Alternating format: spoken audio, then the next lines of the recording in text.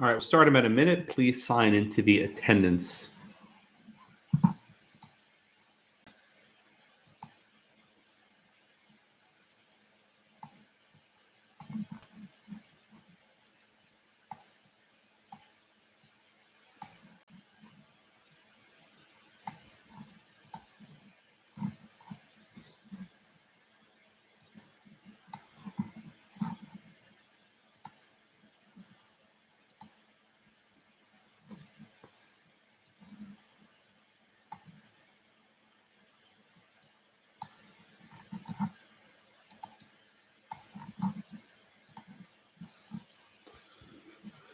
All right, welcome back, everyone.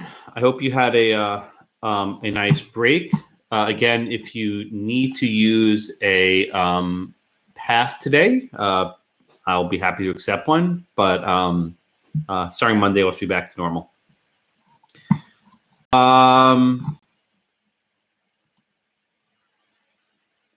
Questions before we get started? Questions before we get started? Okay. Well, if any of you have your kids in the room, today's probably not the right class for that. Maybe just have them sort of like this for a little bit.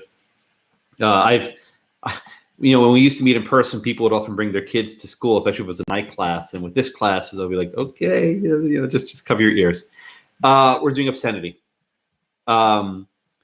We did an obscenity case last class that left a lot of you confused, which is understandable because it's a Warren Court decision. They didn't actually decide law. They just did things.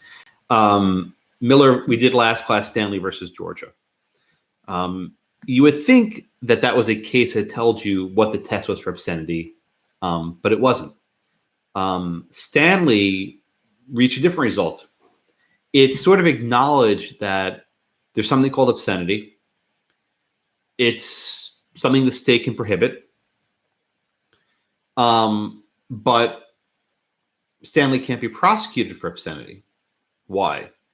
The government apparently cannot go after material that people keep inside their homes, private content, private film strips, private books, private, movies, private books, right? You have this sort of privacy, which, I guess is based on the First Amendment, but they were citing some due process cases like Griswold and others. So it's not even clear the basis of the ruling in Stanley.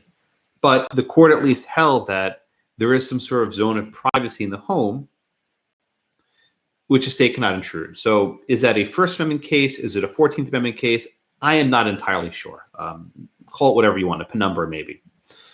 Today's cases try to explain what obscenity is. And if you're confused after reading these cases what the test is, you're not alone. This is a very messy, no pun intended, area of the law that doesn't provide much clarity.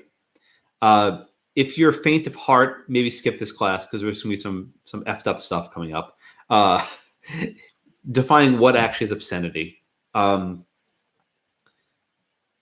go there. All right. So the first case we have is from the 70s, from the Berger Court, which is Miller against California. And this is a case that tries to give some test. It's not a very good test, but it's a test about when is speech obscenity versus when is speech is good old pornography that's allowed.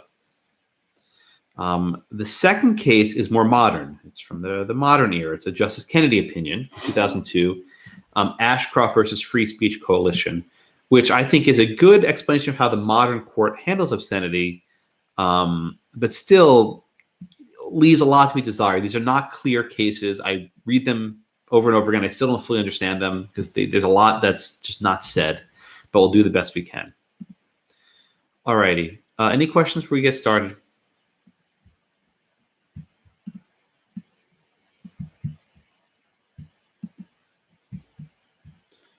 Okay.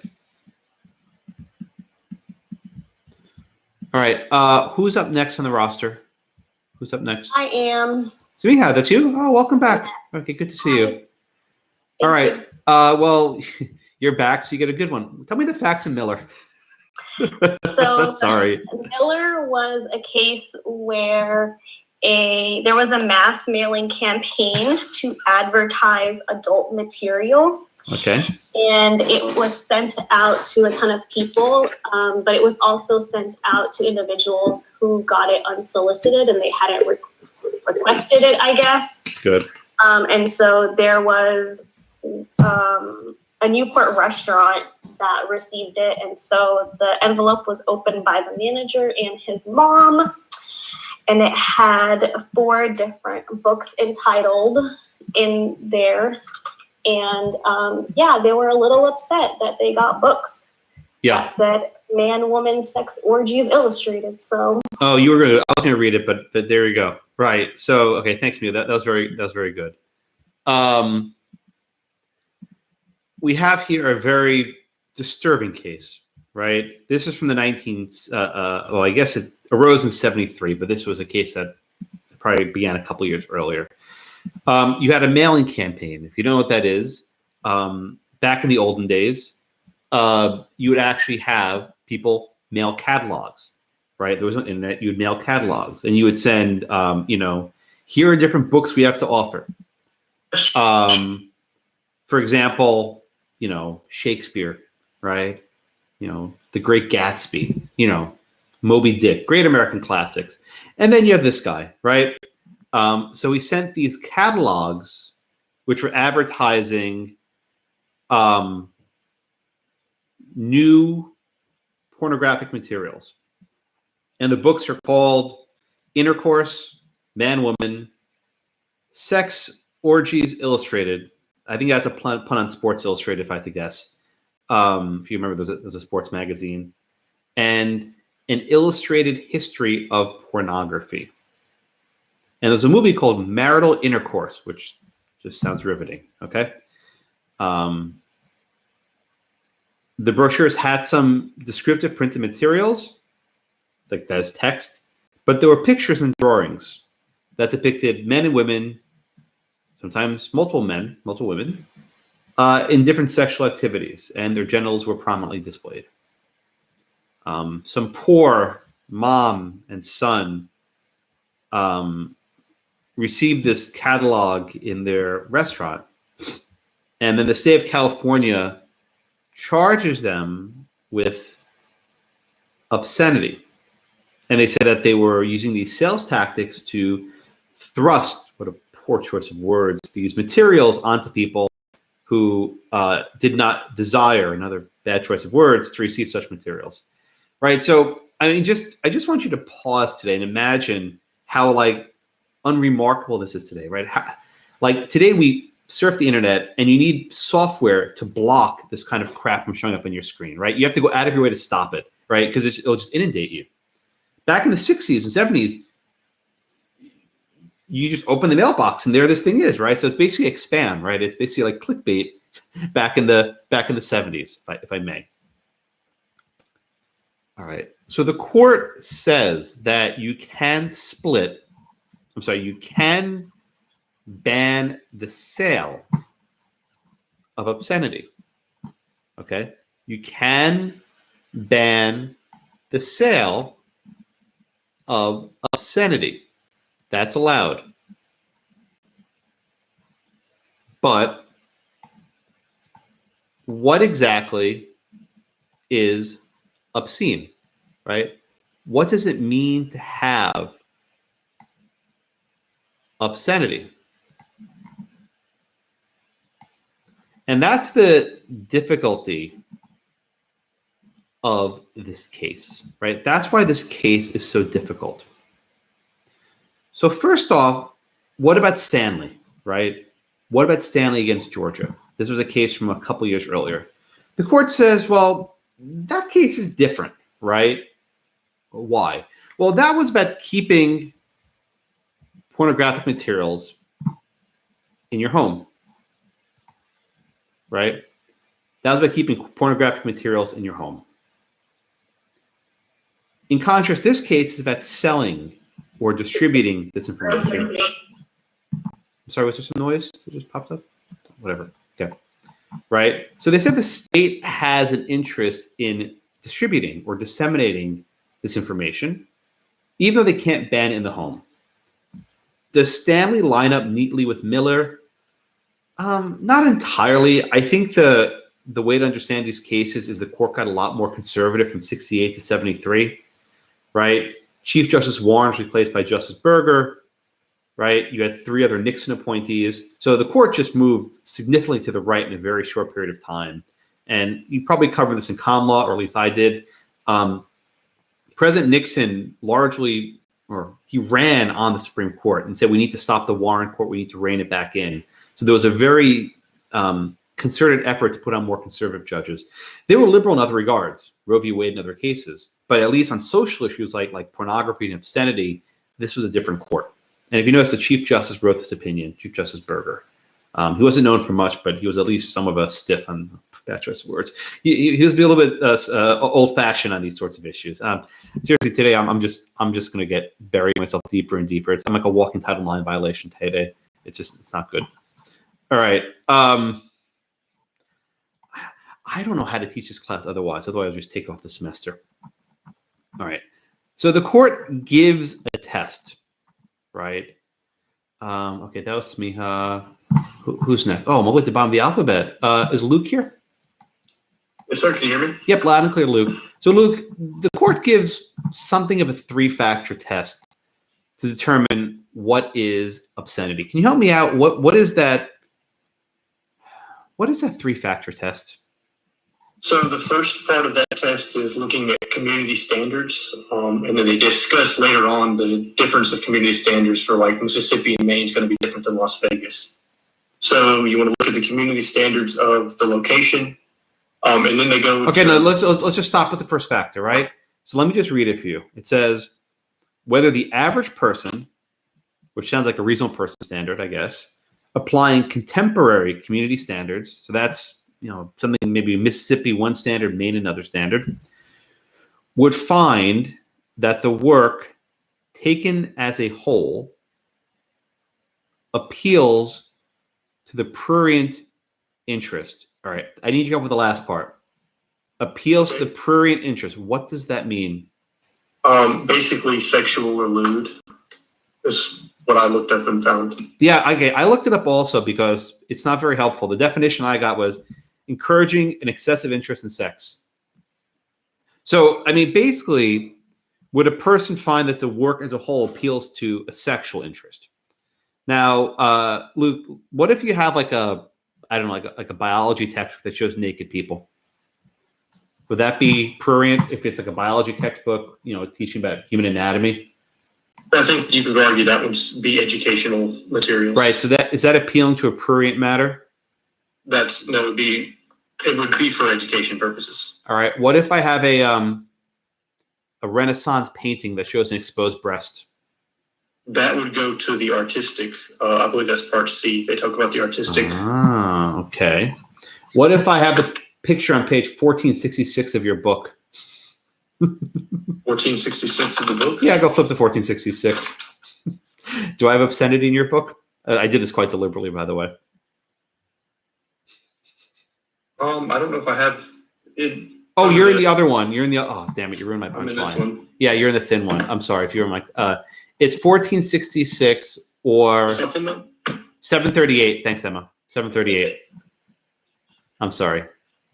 Oh, the picture of Ashcroft in front of So is that obscenity? Well, they later covered. It mentioned that they covered the statue of drapes later. Yeah, and they took the drapes off. But my point is, under this first factor, you're allowed to show. Thanks, Luke. You're allowed to show nudity, right? You're allowed to show human anatomy, breasts, genitalia. You get the rest, right? But it can't be shown in a way that appeals to a. Okay, there's some noise going on. Okay, thank you.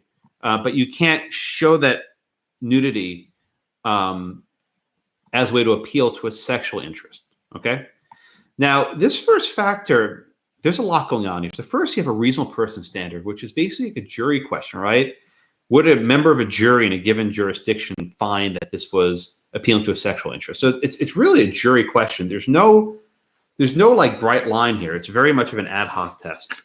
Okay. But I want to just pause. Giancarlo, are you here? Yes, I'm here, sir. So, Giancarlo, the court basically says, you might have one standard. Thanks, Calvin. You might have one standard in Las Vegas, another standard like in Provo, Utah, right? You can have one standard in Mississippi, another standard in Maine. Lord help you. Why Maine? It's just, anyway. Do we usually think of constitutional rights varying based on what state you're in? I mean, for example, imagine in the context of criminal procedure, would a Fourth Amendment stop be okay in Utah but not be okay in Manhattan? I mean, do we ever think about common law in that fashion? No, it's pretty uniform. Yeah, I mean, would the right to abortion mean one thing in California, another thing in Texas? Would we usually think of constitutional law in that fashion? No, it's usually the same state. So what's going on here? How can you have different constitutional rights in different parts of the country? I think looking at these cases, it would have to be a jury from one state might think differently from a jury from a different state. So it's kind of a community standard instead of But is this a question of law or fact? In other words, I understand that juries can make different fact findings. That's entirely plausible. But we're talking about a legal standard. This is the judge gives the law and the jury finds the facts, right? So is there actually law being given, or is the law whatever the jury finds? It is law being given, but it can also be tailored. They, in the opinion, they said that they want the state law to sort of apply what they think, sort of tailored what those three standards are, and then the state can kind of give their own. And then so the juries can usually use those as their standard. Yeah, that's a fair point. I mean, thanks, Jean-Claude. I think that was a good answer. I've always been troubled by this part of the Miller opinion. Like, how is it that a constitutional right can vary depending what state you're in, right? What if you mail your magazine to 50 states and it's okay in 49 states, but you send it to I keep picking on Utah. I love Utah. I go there all the time. It's a lovely place. But you mail your catalog to Provo, Utah, probably the most conservative place in the United States, right? Home of BYU. You're in trouble, right? You're in trouble. Think of the internet, right? You put your stuff on the internet, and then they decide to prosecute you in Utah. And I'm using Utah deliberately. There was actually an obscenity prosecution that was brought in Utah for that exact reason. In the Bush administration, they deliberately brought the case in Utah because of the jury pool.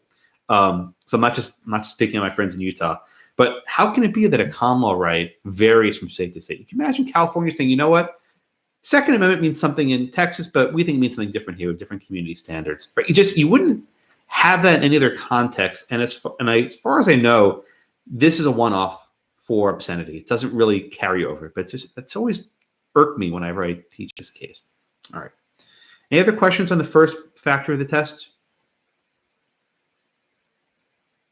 All right. Jasmine, you here?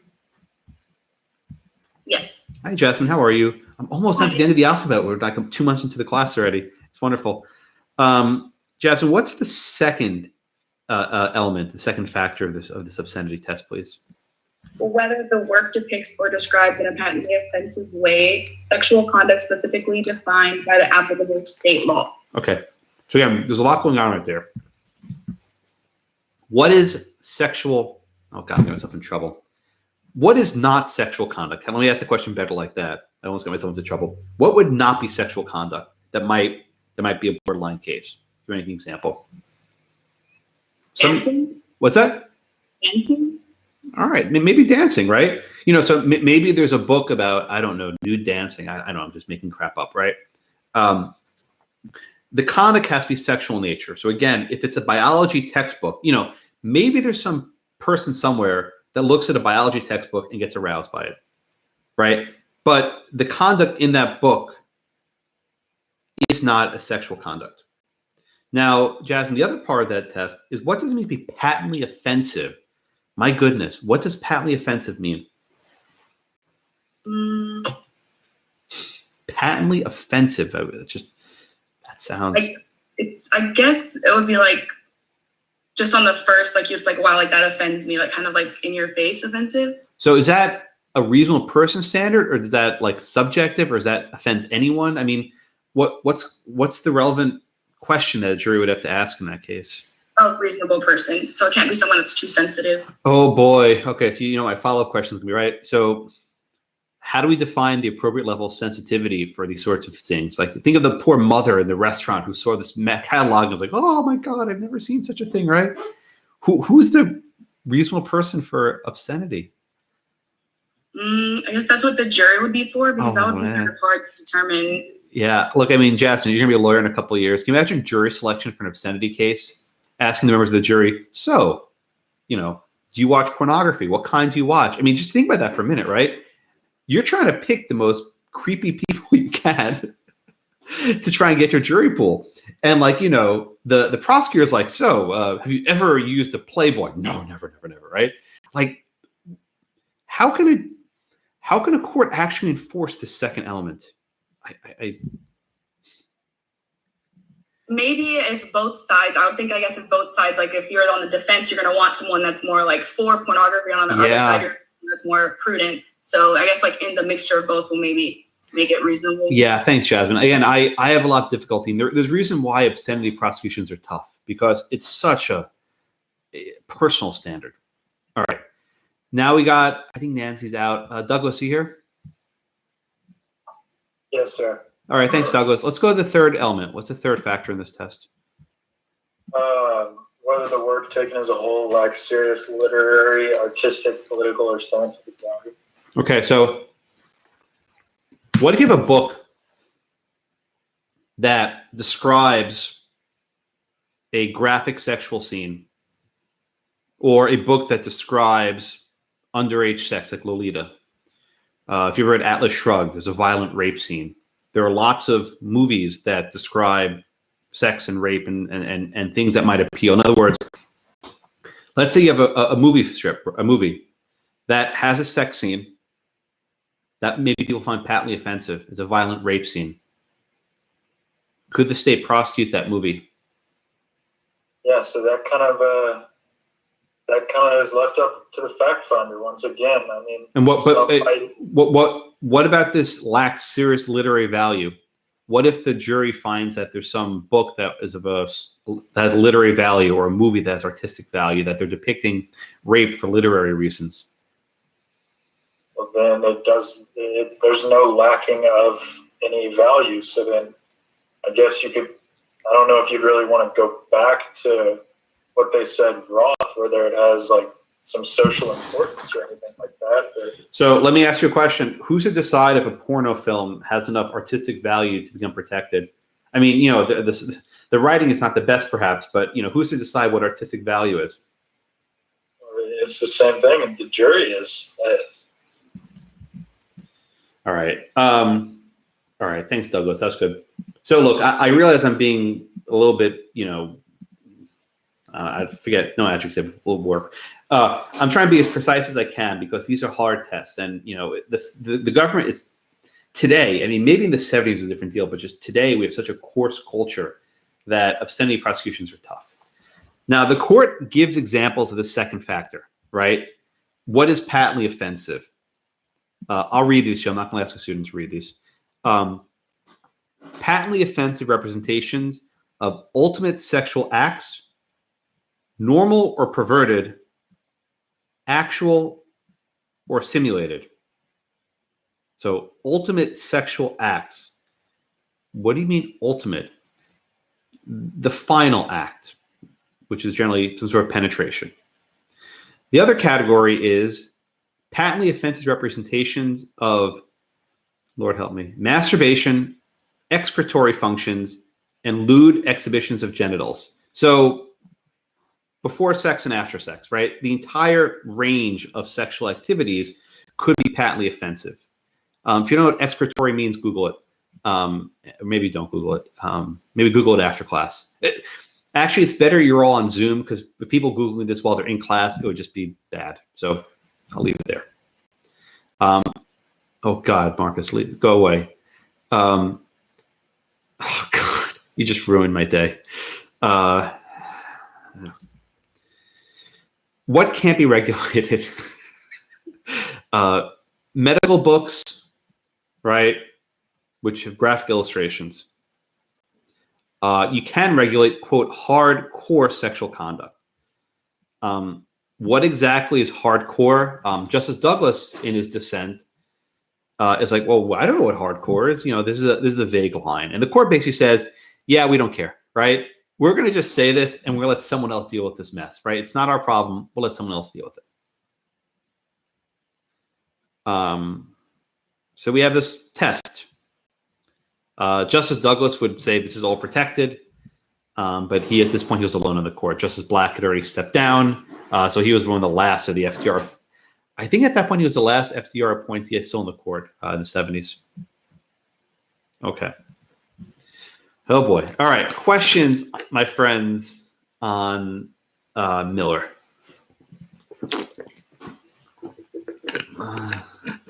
Questions on Miller.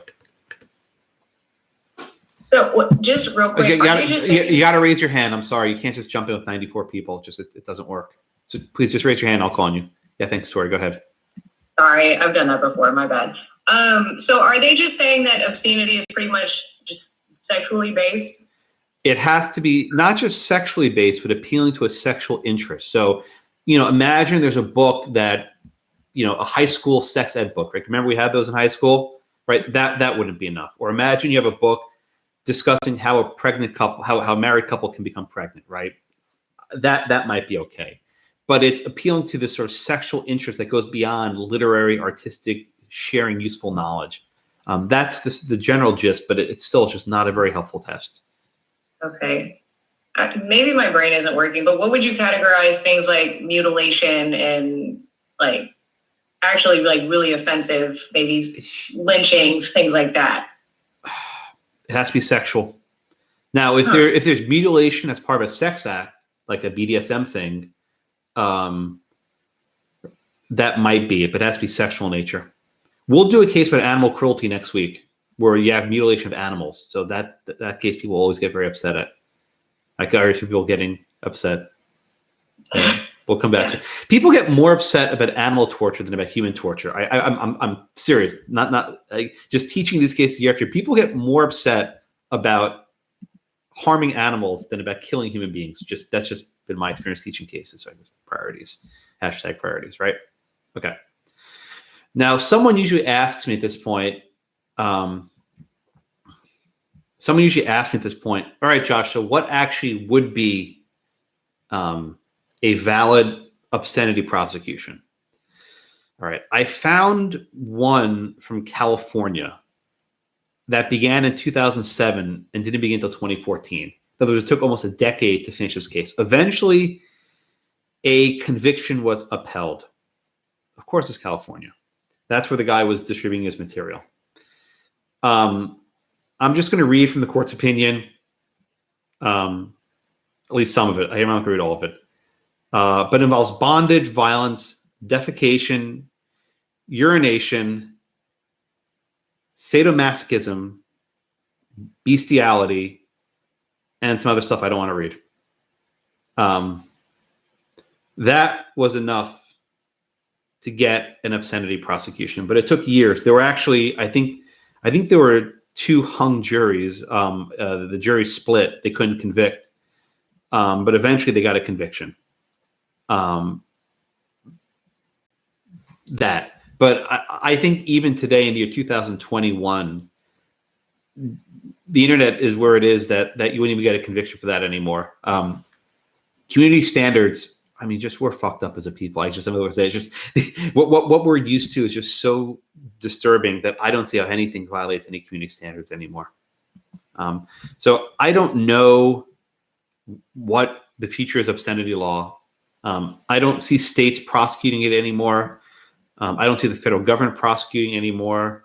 There was that one case I mentioned, Utah. They brought in Utah deliberately. It was the Bush administration, 43, and they couldn't get a conviction. So I don't know where this is going forward.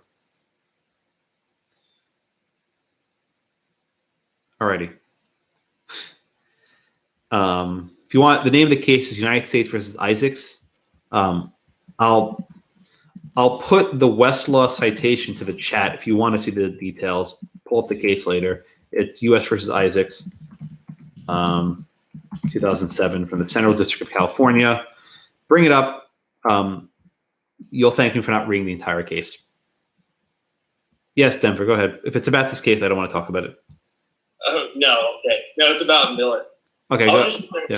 so like what your thoughts would be here. So if 50 Shades of Grey was written in 1973, and that was what was at issue of the case, do you think it would get by? Are you talking about the book or the movie? Look, The book. See, that's actually a tricky point.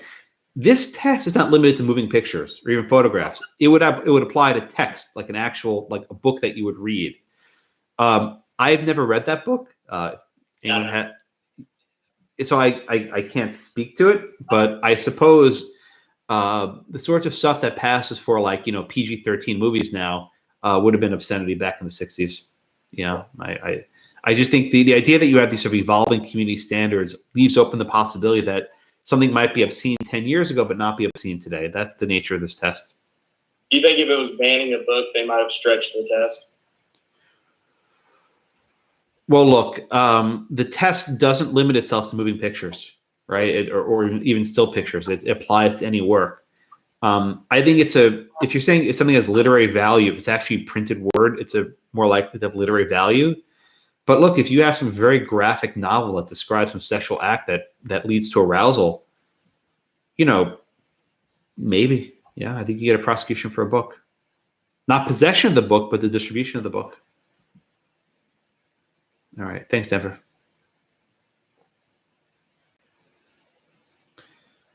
All right. What else on the Miller case? Yep. Yeah, the next case is no better. All right. Next case. Who's up?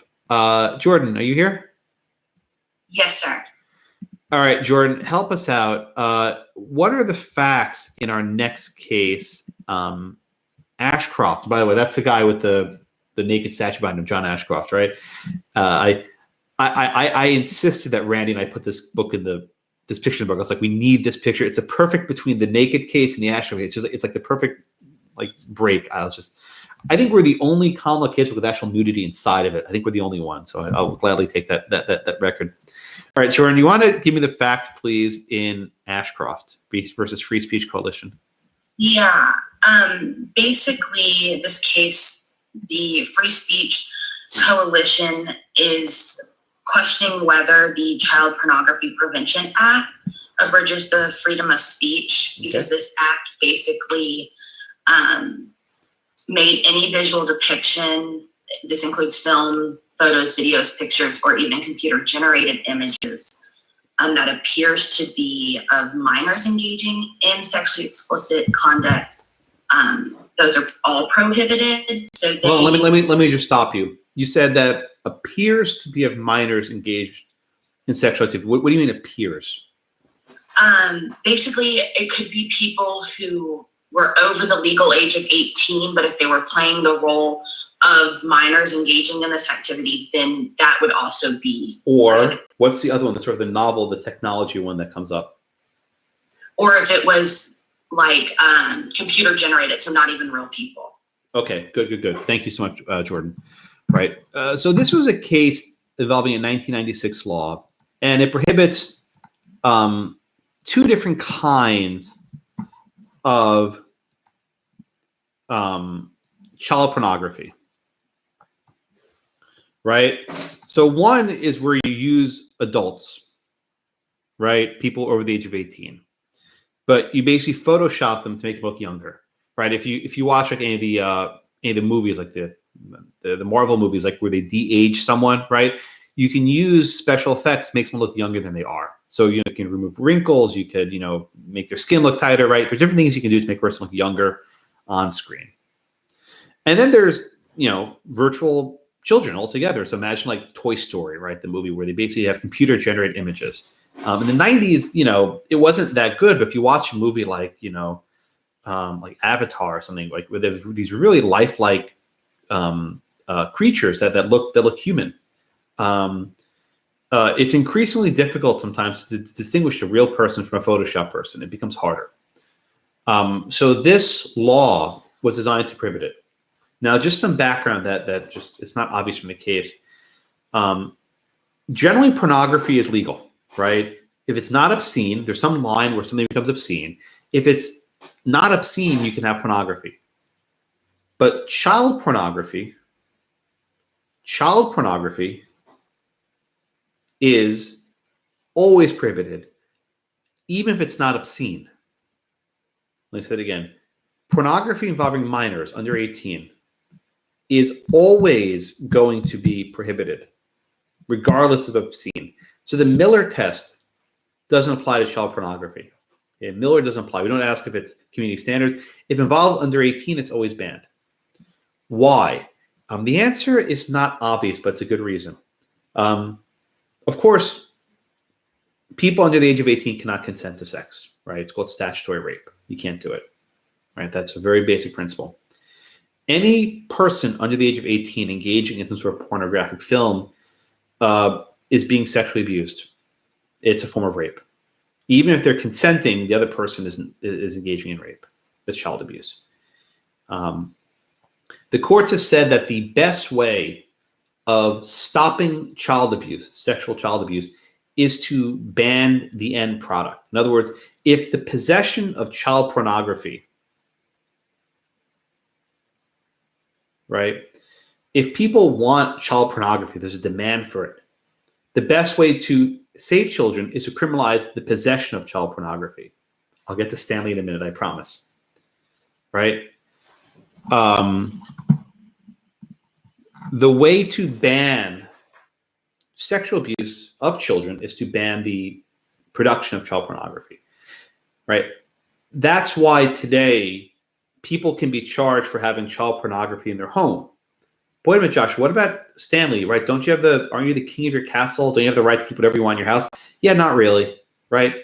If you have child porn in your computer in your home, yeah, you're going to jail for a very long time.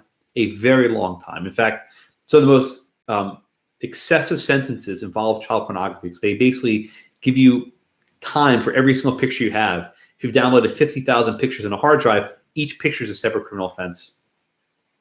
So Stanley, whatever, right? That's why I don't care for it much because it doesn't have much weight anymore. You can be criminal charged for possession of child pornography in your home, your castle. All right. So that's the first principle, right? The government can ban child pornography as a way to prevent abuse of children. That's number one. Number two, there's a case called Ferber, right? Ferber.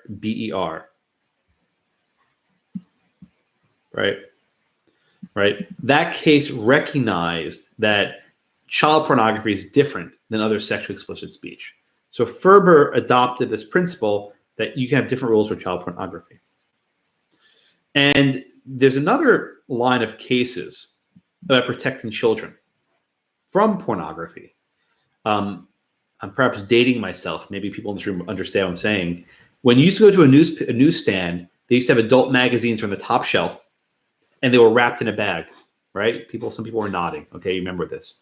Maybe you don't. Maybe you've never even seen a newspaper stand, right? Why were these adult magazines wrapped in bags? The thinking was we don't want a innocent child to come across these what are called girly magazines and they become, disturbed. So the doctrine was to protect children from even seeing these offensive images, right? These pornographic images. So that's why, kids had to hide their Playboys because they weren't allowed to have them. They could restrict 18 under for buying Playboys, right? So you have these strong interests to protect children, both prevent exploitation of children and to prevent them from seeing these materials. But the videos under the Child Protection Act, the Child Pornography Act, were not obscene under Miller, and they weren't child pornography. The actors were all over the age of 18, or they were photoshopped, in which case no children were harmed. Okay? The court declared the law unconstitutional. It was divided. It wasn't unanimous, right? But the court declared the law unconstitutional. Right? And this is a Justice Kennedy opinion, which means it doesn't really make much sense, but that's where we are. Right? He says, Congress may pass valid laws to protect children from abuse, and it has. But the prospect of crime does not justify suppressing speech. Speech may not be prohibited because it offends our sensibilities. I say it again. speech may not be prohibited because it offends our sensibilities. Now, wasn't one of the prongs of the Miller test is it patently offensive, right? There is a tension here, right? Miller says, yeah, if it's really offensive, you can ban it. And the court here is saying, no, you can't ban offensive speech. The Rehnquist court and the Roberts court was very much pro-free speech, very much pro-free speech, much more than the Berger court was. So I think you're actually seeing a tension with the Miller test right here, right? The mere fact that something is offensive doesn't mean you can ban it. Okay. Justice Kennedy also says that there's no relationship, right, between these sort of photoshopped images and sexual abuse. Right? You can create these without abusing children. Right? There's no harm to children in this case.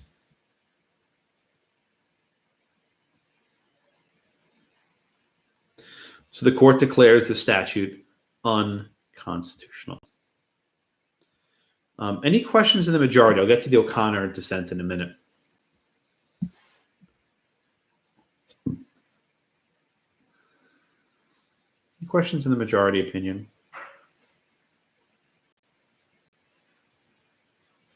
None? Really? No questions on this case? Yeah, Macy, thank you. There's a lot going on here. Okay, go ahead. So what if you couldn't prove that it was or was not an actual child versus just a doctored image? All right, so I'm going to answer your question, but you're going to regret asking it. When you have child pornography cases, one of the threshold questions is the person over the age of 18? Now, in some cases, you actually locate the victim and you know her age at the time, right? In other cases, you don't locate the victim. In other words, someone films this awful material and you never find the victim. Often it's family members abusing children. It's dreadful. In that case, the government brings in an expert witness who testifies about the likely age of the victim. And they look at how they appear. This is, you asked, I'll answer it. When I was clerking, if you ever clerk in a federal court, you're going to have child porn cases. It's just a steady part of the docket. And I had one of these child porn cases where a guy had thousands of pictures in a hard drive. And under the law, there are what are called sentencing enhancements, where the amount of time you get in jail depends on how severe the pictures are. So the younger the child, the more time in jail you get. Or if there's elements of abuse in the picture, you get more time. So I remember actually there was one case where the lawyer was arguing whether a girl was, I think, was she 3 or 4? Yeah, you asked. And depending on which side of the line the child was, would be a different sentence. And they're government experts. They're experts. I don't know. God, I can't imagine this job, but that's your job, to determine the age of the victim. So yeah, that's the answer to your question. It becomes harder when there's photoshopping involved, because then maybe the person was 18 and you just photoshopped and look 16, right? But you know, it's there. Did I answer your question? That was more my question, was like, if it was somebody that was over the age of 18 but photoshopped to look like 16, is there like a presumption that they are a child if you can't prove that they're an adult? Again, I see your hand up, Marcus. I'll get there in a minute. It's the government's burden, right? In a criminal prosecution, the government has a burden of proof at all junctures. And the government must show beyond a reasonable doubt this person was under the age of 16. That'd be an element of the offense. They have experts. They have software that can pick out photoshopping. I mean, just like you pick up any fashion magazine, if you're a good Photoshop expert, you can figure out, oh, they touched up here, they touched up there. You can see different distortions, right? So there's software to determine these sorts of things, and it's just an awful area. If you ever clerk, just be ready for it. It comes up. It sucks. Yeah. That answer your question, Macy? unsatisfyingly, but yes. I'm sorry. I know that wasn't good. It's just it's a dreadful. It's just dreadful. Just the amount of abuse for these poor children. So, Marcus, so you saw your hand was up a minute ago. Yeah, you mentioned the methods that they go about proving whether or not a victim is of age or not. Is this are these methods designed to be like a catch-all? Well, in a sense, who are you asking? You're asking defense attorney. You asking? We don't want anything to slip through the cracks, right? So yeah, we're gonna. It's sort of like a RICO. I mean, look, are you asking a defense attorney or are you asking a prosecutor? I think they'll give you a different I'm asking answer. the prosecutor. Look, I think the prosecutors. I know what the defense attorney is going to say. Well, look, let me give you another answer that's make you even more unsettled. There are child pornography rings on various parts of the internet, and they tend to circulate the same images over and over again. So very often, if you've established a certain victim in case number 1, you've already established that person for case number 2. And very often they find these children, they know exactly who they are, they can figure out their age. So it's not always, a shot in the dark. But the way the law looks at it is every time that an image like this is distributed, it's a subsequent harm to the child, right? Every time someone downloads this picture, it's a subsequent injury, so to speak. So it's the short answer is they figure this stuff out. The feds are good. They've gotten good at this. All right, thanks. Tori, was your hand up as well?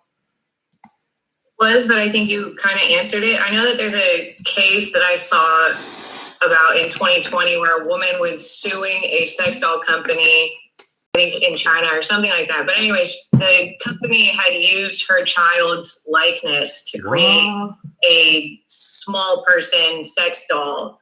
And so she was suing the company. And I was wondering, like, if they had used the child's likeness, would that child could be considered a victim of that? Well, I mean, there's a tort for invasion of privacy where you copy some misappropriation of image. I don't think that's sexual abuse. I mean, maybe that's one of the reasons why this case came out the way it did, because there are certain ways of depicting people. I mean, using a model, saying, "Oh, I like how that person looks," and we make a model based on them. That's not really abusing him. It's an effed up case. That's pretty messed up. All right, let me wrap up a bit. What the court seems to suggest in the Ashcroft case is that there is a lot of speech that may appeal to sexual interests involving teenagers, Romeo and Juliet, right? That should not be banned. The court here errs on the side of speech. There was a dissent by Justice O'Connor, a partial dissent by Justice O'Connor, joined by Rehnquist and Scalia. And Justice O'Connor was not comfortable with this case. She seemed very uncomfortable. So she sort of split the difference, right? You have this ban, right? On you have the first ban, which is on images that appear to be of a minor, and you also have a ban on, material that conveys the impression that it contains pornographic images, right? She would not strike down the entire statute, right? She would leave part of it in place. Okay. The ban on what she calls youthful adult pornography is too much. So if you're 18, but your Photoshop's like 16, right? That goes too far, right? No children being abused there. The government cannot ban the 18-year-old acting younger. Because imagine they cast an 18-year-old in a movie to play a 16-year-old character, which is what often happens. O'Connor would not permit that. But the virtual child pornography ban is too much, right? She says it's overbroad. That the government may have good reasons why they ban completely photoshopped images. If it's so realistic that you can't tell if it's 18 or 16 or 15 or 14, it may even lead to more abuse. That, in other words, people see these images and it does stuff to them that makes them want to do more, to obtain more that actually might be real child pornography. So O'Connor is willing to ban the second kind. One fun fact, but O'Connor and Rehnquist had history. And I might go a minute over, but this is a good story. It's worth it. O'Connor and Rehnquist had some history. They went to Stanford together. Rehnquist graduated, I think, first in his class, and O'Connor was third. At the time, Rehnquist went to clerk in the Supreme Court for Justice Jackson. He was actually there the same term that Youngstown was decided. Remember Youngstown, right? He didn't agree with the opinion, by the way. O'Connor, who graduated number 3 in her class, could not get a job as an attorney. There was widespread discrimination against women at lawyers back then. She was offered a job as a secretary. That was the best she could do. So the setup is this. They dated in law school. They went on 40 dates in 40 days. Apparently, that's how you did courting back then. And then while Rehnquist was at the Supreme Court, he wrote her a letter on Supreme Court stationery asking her to marry him. She turned him down. She said, nope. And then and she married someone else. That fact didn't come out till a couple years ago after they were both long dead. It was known they dated, but no one knew they actually proposed. O'Connor turned him down. Then many years later, when Ronald Reagan was looking for a woman in the court, Rehnquist pushed his old friend Sandra Day O'Connor. And that's how she, in part, how she got in the court. It's funny how these stories come together. Anyway, so here's the story. In '97, the court had another another pornography case, not child porn, but pornography, called Reno versus ACLU. And O'Connor and Rehnquist wanted to see how easy it was to find porn on the internet. So this is a story told by Ted Cruz in his book. He clerked that year. So the librarian actually wheeled the computer into their chambers, on their dial-up modem, and was showing them how to obtain porn on the internet. And according to Cruz, everyone was just silent, except for O'Connor, who said, quote, "Oh my." Can you imagine O'Connor and Rehnquist sitting in their chambers watching dial-up porn in the 90s? Just the thought of that just boggles the imagination. Anyway, here we are. All right, I'm out of time. Please enter your minute poll, and I'll see you on Monday. Denver, yes, go ahead. So I had a question off of what Tori said, kind of. So I'm sure, with deep fakes, I think a majority of deep fakes. Oh boy, yeah, deep fakes. Yeah. So as they get better and better and harder to establish, are they going to have to look at this case or reevaluate it? Oh man, so if you know what a deep fake is, it's basically a way to take a person's image and animate them so they're saying things they're not actually doing. So what if you were to take someone's face and put on a porn actress, right? Porn star, whatever you want to call them, right? This case is tricky. Maybe O'Connor knew what she was talking about. It's a hard issue. It's very tough. Because that's what I thought when I read her dissent. I think that would play into what it is today, especially if you have children that are being used for deepfakes. Yeah, maybe we'll talk about deepfakes on Monday. We're out of time. Yes, please, Sienna, if you need to go, that's fine. But Sienna, have you a question? I had a question about the Miller case. So that happened because of the marketing. That's the standing. They were marketed materials, but then they went and ran the sale, not just marketing. All the above. Okay. All right. I think we're done. All right, everyone. Take care. I'll see you in class on Monday. Office hours in 20 minutes.